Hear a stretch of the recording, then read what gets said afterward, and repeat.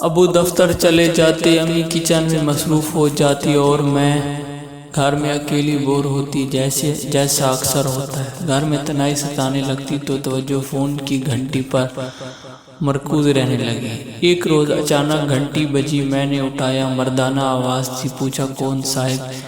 کس سے بات کرنی ہے؟ میں مسٹر لمبو سبز پری سے بات کرنی ہے۔ میری ہنسی نکل گئی۔ ابھی کوئی اور بات نہ کی کہ امی آ گئی۔ انہوں نے ریسیور مجھ سے لے لیا اور جب ہیلو کہا تو اس نے فون بند کر دیا اور امی نے میری طرف دیکھا۔ رانگ نمبر تھا۔ کیا ہو گیا ہے؟ آپ کو کبھی رانگ نمبر بھی تو آ جاتے ہیں۔ تبھی وہ خوشگمی نگاہوں سے ٹیلی فون کو دیکھتی ہوئی چلی گئی۔ دوسرے روز پھر فون کی گھنٹی بجی۔ میں نے تو کان ادھر ہی تھے۔ امی سودا صرف لینے نکلی ہوئی تھی۔ میں نے ہیلو کہا تو اسے پہچان گئی۔ موصوف ہی تھے۔ سبز پری دیکھو، فون بند مت کرنا، ضروری بات کرنی ہے۔ سبز پری، میرے کان کھڑے ہو گئے۔ یاد آیا جب میں 7ویں جماعت میں پڑھتی تھی تو ایک لڑکا میرا کلاس فیلو تھا اور لمبے قد کی وجہ سے اسے لمبو کہتے تھے۔ وہ مجھے سبز پری کہہ کر چڑھایا کرتا تھا۔ سبز پری اسی لیے کہتا تھا کہ میری آنکھوں کی پتلیوں کا رنگ سبز تھا، جیسے ہر کنجیاں ہوتی ہیں۔ بہرحال یہ ماضی کی بات تھی اور اب میں اسے بھول چکی تھی۔ میں نے اپنی یادداشت کی تسلی کے لیے کہا، ہاں تو لمبو صاحب آپ ہیں؟ کون؟ ذرا تعارف تو کروائیں۔ کہنے لگا، شبانہ، یاد کرو جب ہم 7ویں میں پڑھتے تھے، میں تم کو سبز پری کہتا تھا اور تم غصہ کرتے تھے۔ اب تو وہ زمانہ گزر گیا لیکن تمہاری یاد دل سے نہ گئی۔ بڑی مشکل سے تمہارا نمبر کسی طرح معلوم کیا ہے۔ پھر اس نے میٹھی میٹھی باتیں کر کے مجھ سے فون پر دوستی کر لی۔ میں تو ویسے ہی تنہائی سے عاجز تھی، باتیں کرنے کا بہانہ مل گیا۔ اس کا اصل نام پری ذات ہے۔ اس کا باپ پاکستانی اور ماں ایرانی تھی۔ مختصر یہ کہ سبز پری ذات کی باتوں میں آ کر ایسے راستے پر چل پڑی جو لڑکیوں کو اندھیرے کنویں کی طرف لے جاتا ہے۔ وہ چالاک اور خوبصورت تھا، گفتگو میں تو باکمال تھا۔ وہیں جسے لڑکپن میں لڑ پڑتی تھی، اب اس کی باتوں کی گرویدہ ہوتی گئی، اس کے لبوں سے اپنی تعریفیں سننے کی شیدائی ہوتی گئی۔ مشرقی ماحول کی پروردہ تھی، مگر والدین نے مجھ پر کبھی پابندی نہ لگائی تھی۔ ان کا خیال تھا بے جا پابندیوں سے اولاد باغی ہو جاتی ہے۔ میں نے پری ذات سے گھر سے باہر جا کر ملنے سے گریز کیا۔ اپنے والدین کے اعتماد کو ٹھیس نہ پہنچانا چاہتی تھی۔ بس فون ہی ہمارے رابطے کی سب سے اہم کڑی تھی۔ امی نے بھی اس کے بعد نہیں پوچھا کہ تم کس سے باتیں کرتی ہو، کیونکہ والدین مجھے اپنی طرف سے سمجھتے تھے۔ یہ تو میں ہی بدبخت تھی جس نے ان کی محبت کا ناجائز فائدہ اٹھا کر ان کے اعتبار کو آگ لگایا۔ کچھ عرصہ فون پر گفتگو کا سلسلہ چلتا رہا۔ آخر پری ذات نے میرے اصرار پر اپنی امی کو میری والدہ کے پاس بھیجنے کا وعدہ کر دیا۔ ایک دن اس کی والدہ بھی آ گئی۔ رشتے کی بات کی، کہا ٹھیک ہے، ہم نے رشتہ تو کرنا ہے، جب یہ لوگ ٹھیک ہوں گے تو ہم کو کیا اعتراض ہے۔ کئی بار پری ذات کی والدہ آئیں، تب میری والدہ نے ہاں کہہ دی۔ جس روز منگنی کی تاریخ طے کرنے وہ لوگ آئے، امی کی ایک سہیلی بھی آ گئی۔ جب انہوں نے پری ذات کی ماں کو دیکھا تو امی کو دوسرے کمرے میں لے گئی اور کہا، یہ لوگ صحیح نہیں ہیں، تم ہرگز کے لڑکے تھے، بیٹی کی شادی نہ کرنا۔ پری ذات پہلے بھی ایک شادی کر کے اس لڑکی کو طلاق دے چکا ہے۔ وہ جانتی ہو وہ بچی کون تھی؟ وہ میری سگی بھانجی ہے۔ شبانہ بھی میری بیٹی جیسی ہے، اس لیے تم کو منع کر رہی ہوں۔ یہ مت سمجھنا کہ میں رشتہ خراب کرنا چاہتی ہوں، لیکن یہ بہت لالچی لوگ ہیں، یہ بھی دولت اور جہیز کی امید پر رشتہ کرتے ہیں۔ پری ذات کا فون آیا، میں نے اسے ساری رپورٹ سنا دی۔ اس پر اس نے کہا کہ اگر ایک بار مجھ سے مل لو تو تم کو ترکیب بتاؤں گا کہ تمہارے والدین تمہاری شادی مجھ سے کرنے پر مجبور ہو جائیں۔ اس وقت میں اتنی دکھی ہو رہی تھی، پہلی بار گھر سے اس کی خاطر قدم نکالا۔ اس نے اپنے دوست کے گھر بلایا تھا۔ یہ شام 4 بجے کا وقت اور ابو رات کو 8 بجے آ جاتے تھے۔ سوچا کہ 2 گھڑی کو بات سن کر آ جاؤں گی۔ امی سے یہاں جانے کا کہہ کر میں پری ذات کے بتائے ہوئے مقام پر جا پہنچا۔ وہ گلی کے نکر پر منتظر تھا، مجھے اپنے دوست کے گھر لے گیا۔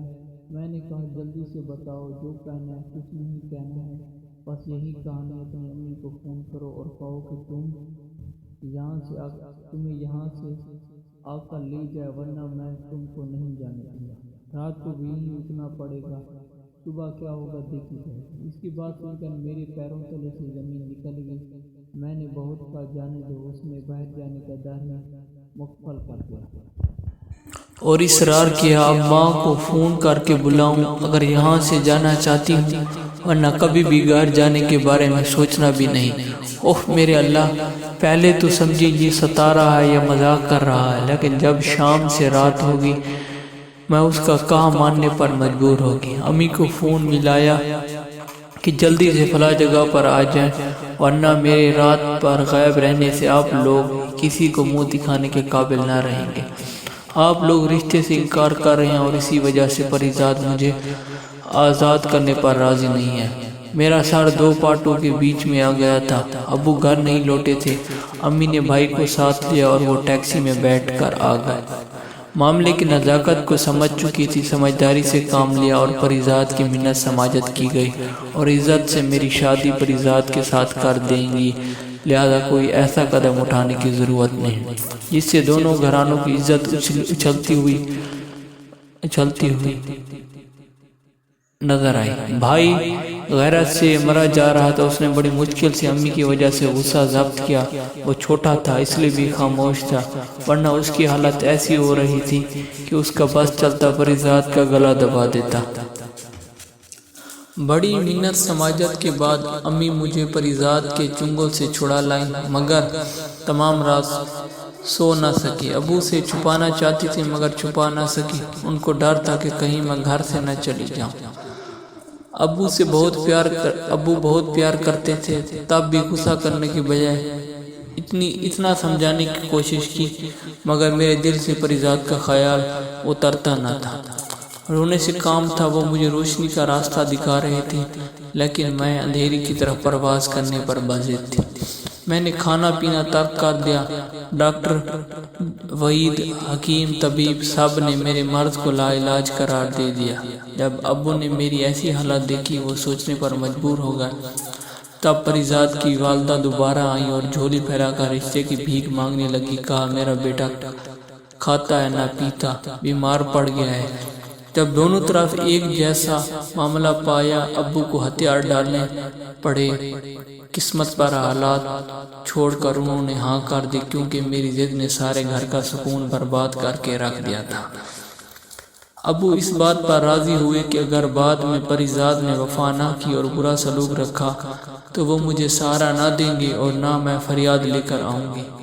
آئندہ کے دکھ سکھ سے واسطہ ہوگا اور نہ ذمہ دار ہوں گے۔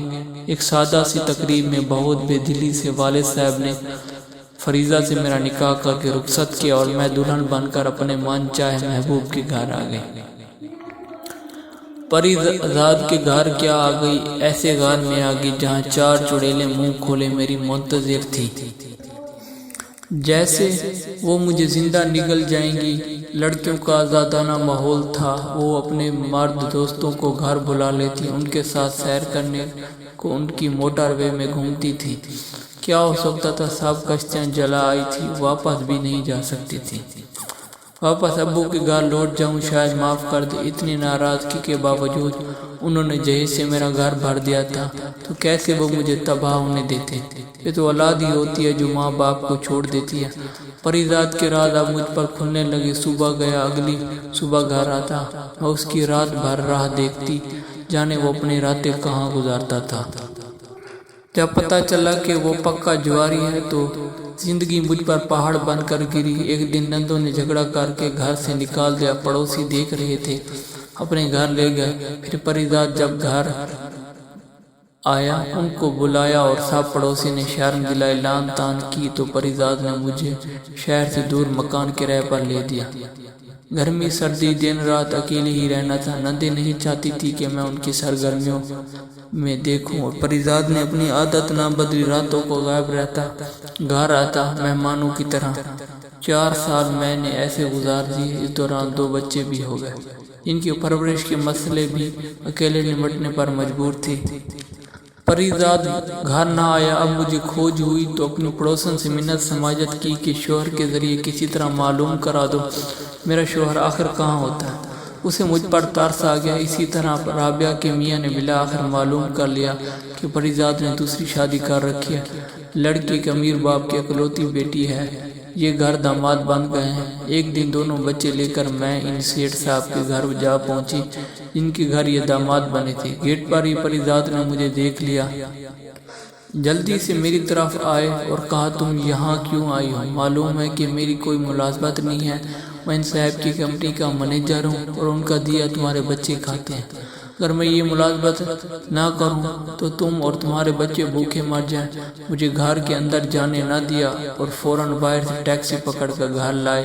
گھر آتے خوب چلائے کہ تم نے وہاں آ کر میری زندگی اور میرا مستقبل برباد کرنے کی کوشش کیوں کی؟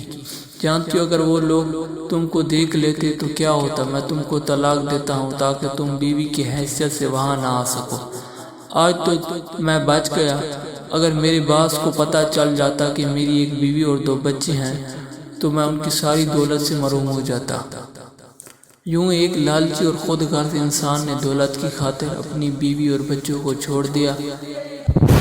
ناچار والد کے در پر گئی اور ڈرتے ڈرتے ان کا در کھٹکھٹایا۔ انہوں نے مجھ کو کمپرسری کی حالت میں دیکھ کر اندر آنے دیا، پھر شفقت پدری نے ڈوش مارا، گلے سے لگایا۔ اگر وہ مجھے گلے سے نہ لگاتے، در بھی نہ کھولتے تو میں کیا کرتی؟ اپنے معصوم بچے لے کر جاتی، کس کا دروازہ کھٹکھٹاتی؟ کاش ہم لڑکیاں کسی شخص کی دلکش باتوں پر مر مٹنے سے قبل تھوڑی دیر سوچ لیں کہ والدین کی دعاؤں کے بغیر اولاد کو کبھی سکھ نہیں ملتے۔